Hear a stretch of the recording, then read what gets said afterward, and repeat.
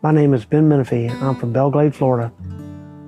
Prior to graduation, my father was always pushing the military, so naturally I never wanted to join.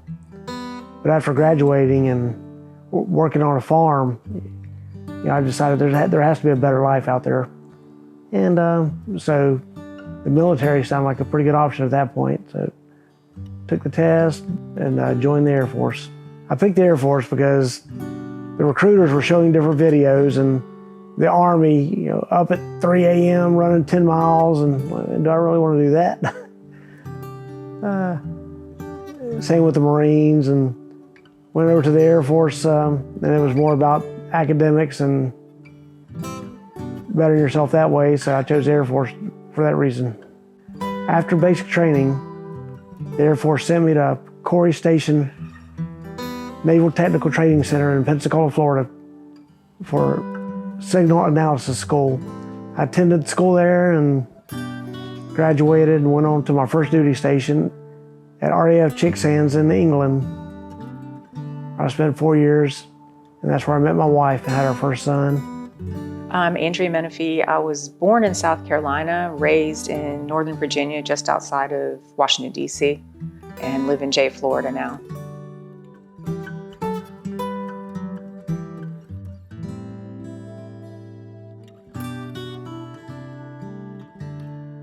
When I got to England, he had been there for a year or two before I had, and a friend of mine had been there for a couple months prior. When I got there, we went to a dorm party in his room that night. He chased me for about a month and a half. That is true. Before I gave in and we dated. From there, it just progressed from there, I guess. When I first laid eyes on Andrea that night, I thought, new girl. She is good looking. So see if I can talk to her. Maybe she'll pay attention to me. And like I said, I wore her down. I'm very persistent. So, and here we sit 31 years later. Yeah, he's definitely persistent. I'll say that about him. In a lot of stuff. I mean, over the 31 years, there's been a lot more stuff that he's for the most part been the driving force a lot of the time that has kept things together. It hasn't always been roses over the course of almost 31 years. And for the most part, he's always been the one that has kind of been the glue to a degree. I guess we both have, but as far as making sure everybody was taken care of, that, everything stayed together. From there, we PCS'd, or permanent move, changed the station to Fort Meade, Maryland, and had our second son, and I spent roughly 10 years in Fort Meade before PCS into Hawaii. Spent 3 years in Hawaii. After that, I volunteered for instructor duty. Came back to Pensacola to teach at the Intel schools. Signal analysis is intercepting communications and decoding, if you will, breaking it down to the bit level, ones and zeros, and turning that ones and zeros into intelligible information. My career path in the Air Force was chosen for me by the Air Force based on my test scores.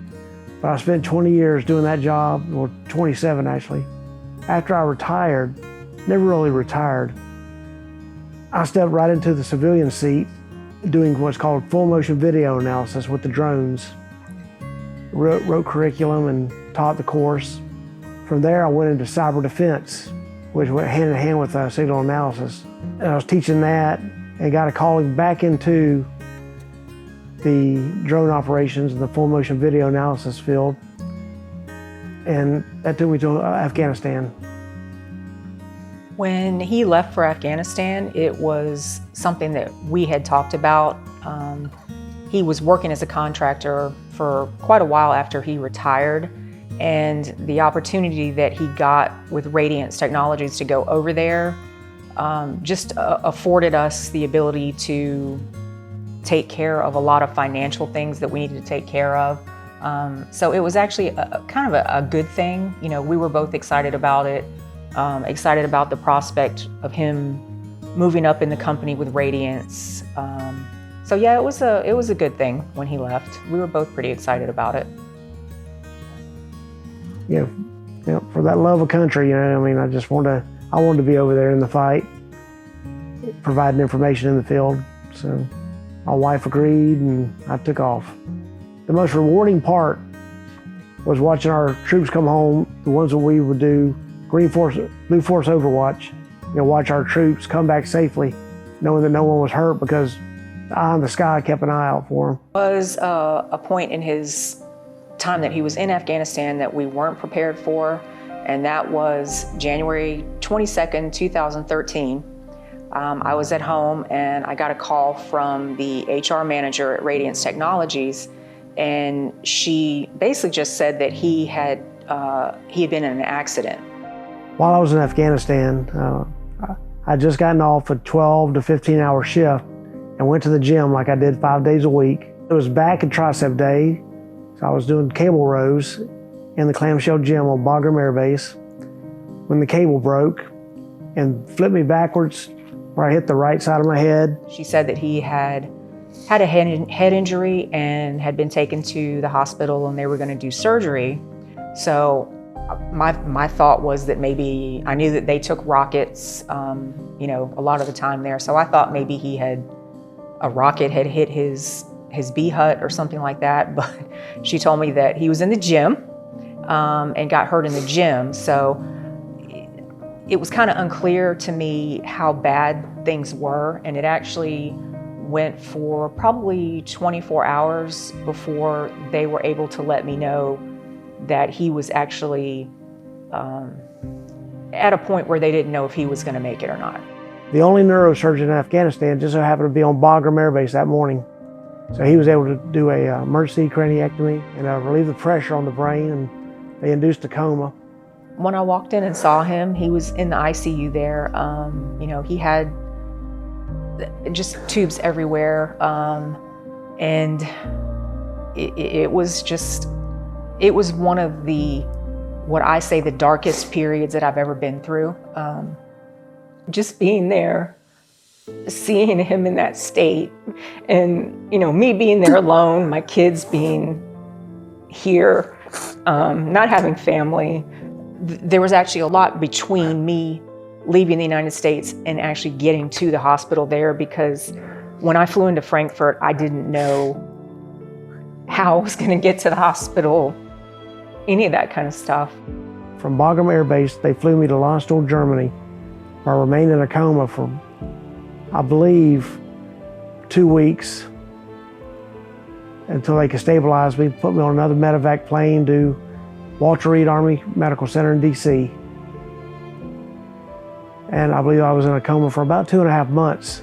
When we got to Walter Reed, they were bringing him in and out of it, trying to do some physical therapy. They would wake him up, but he was still on so much medication that for the most part, he didn't know what was good. He could do what they were telling him to do, but I know he doesn't remember any of it, any of that. So when I talked to my kids, I told them that I thought it was probably best to just wait until they flew him out of there to Walter Reed before they came to see him. But my oldest son felt like he would never get to see his dad alive again and basically just begged me. At one point, he actually had, they said, 22 additional pounds of fluid, which caused pulmonary edema, started pushing fluids into his lungs. So they were kind of treating things as it went. First, they started with the brain, and then they had to address the pneumonia. He was intubated, so at one point they tried to extubate him, and when they did that, he gagged, started vomiting, and sucked that down into his lungs, which caused issues with his lungs. It was just a whole string of things that were happening, and he was in and out of consciousness during a lot of that. When I finally came out of the coma and they told me that I could never walk,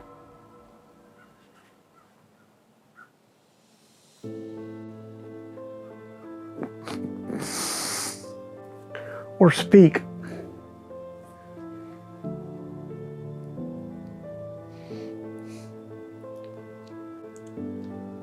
But the key word is probably.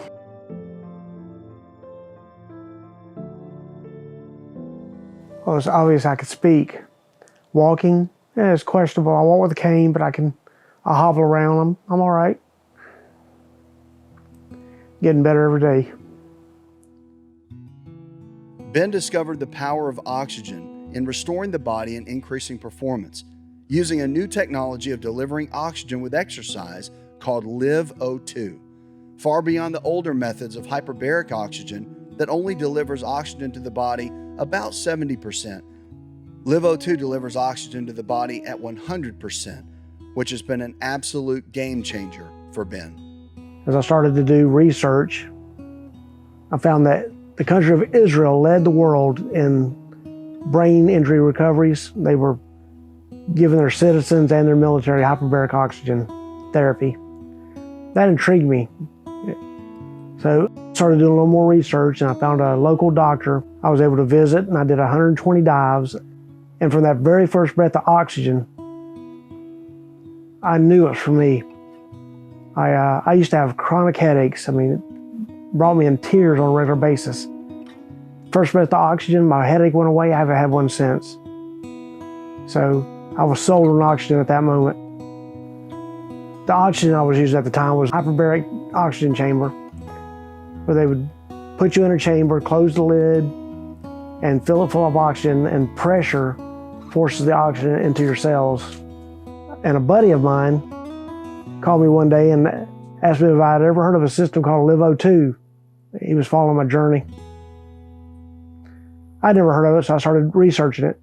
And what intrigued me about LiveO2 was it involved exercise, and I loved to exercise at the time before my injury. And I knew oxygen was, it was a game changer for me, so picked up a system and started making progress faster than I thought that I ever would. 7, 6, 5, 4, 3, 2, 1. Relax. Ben has always been determined in pretty much everything that he's done, whether it's been sports, coaching, going through school, the military, any of that. Got your heart rate hanging out about 115 right now. Cell absorption still up right now, 99. So I'm going to bring you down a little bit more. So right now, you feeling warm inside? Starting to sweat a little bit? All right. I was very lethargic before I started the LiveO2 oxygen. I could barely keep my eyes open long enough to go through physical therapy or occupational therapy. Yard work was out of the question pretty much. Started on LiveO2, exercising with the oxygen with LiveO2. I had more energy than I needed for 20 or 30 sessions of OT and PT. My therapist noticed a big difference.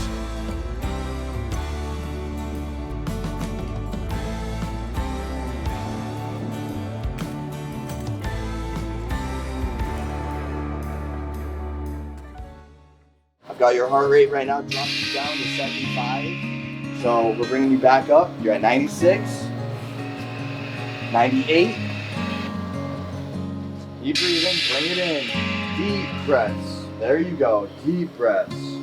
There's a difference between hyperbaric oxygen training, it's called HBOT, and what LiveO2 has to offer, which would be essentially high altitude intermittent hypoxic training. There's still a little bit of confusion in regards to the differences and what the benefits are.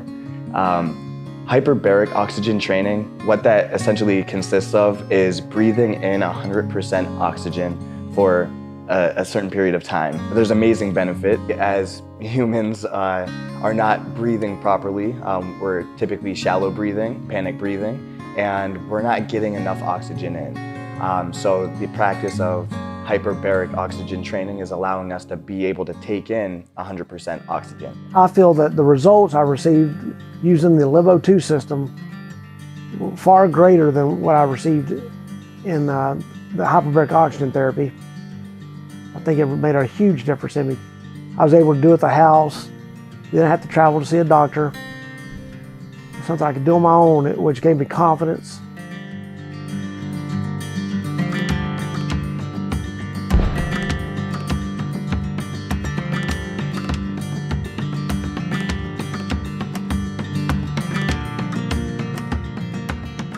I went to the doctor. I heard a lot of no's. That can't happen, Ben. The number of neurons you're born with, that's all you'll ever have in your life. And I like to read, so you know, I had to question the doctors, and when I start hearing things that contradict, when one doctor says something that multiple doctors and studies have shown, you know, can happen, it's time to move on. The body can heal itself if you give it a chance, if you eat the right foods and do the right exercise. And to me, adding that oxygen to it, that's a game changer. LiveO2 has really helped me thrive in that area. My biggest hope, I guess, moving forward would be probably a lot of the same as his, you know, that he's able to get some of the movement back in his arm, especially the arm. I know that's a big one for him.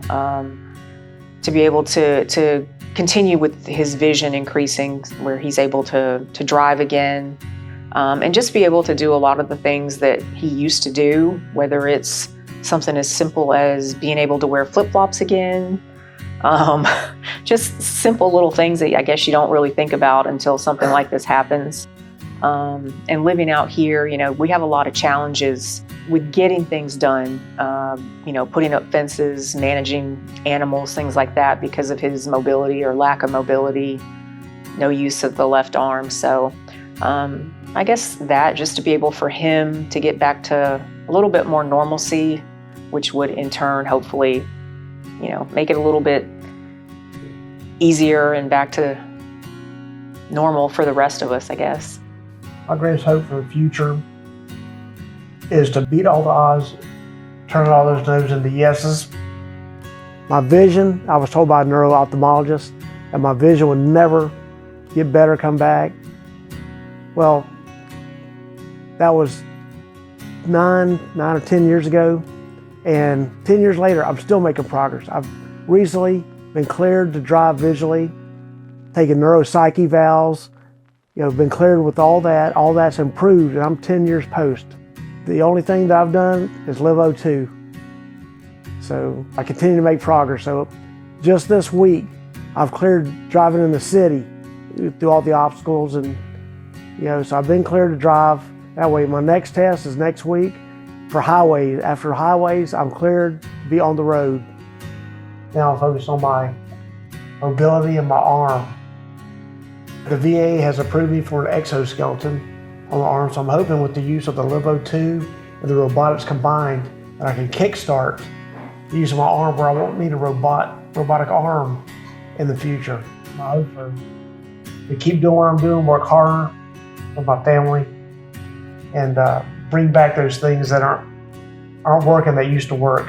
Ben, I am proud of you for your persistence in all things over the last 30 years with our family, but also your drive and your willingness to do what it takes and research and all the things to help you get better. But yeah, the persistence